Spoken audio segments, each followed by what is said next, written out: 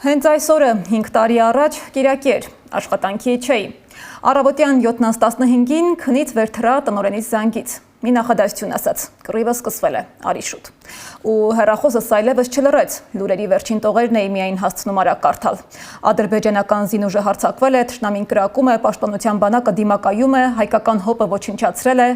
Այդ պահին գուցե առաջին անգամ կյանքումս զգացի, ինչ է լուրի սառնությունը։ Չեմ հիշում, ինչպես հագնվեցի, քանի րոպեում հասա հեռուստաընկերություն։ Այդ կիրակին սկսվեց ու չավարտվեց 44 օր։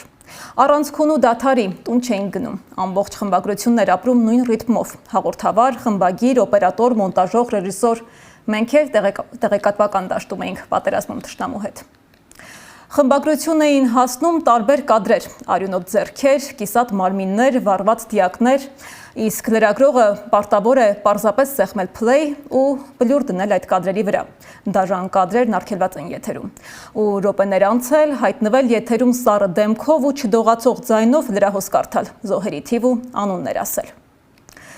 Չհաղթեցինք պատերազմը, բայց հաղթեցինք վախը, մահը, որ հաղթենք պարտությունը, որովհետև պարտությունը ժամանակի մի կետում է, իսկ հաղթելը ընթացք, մղում, ապրելու կամք։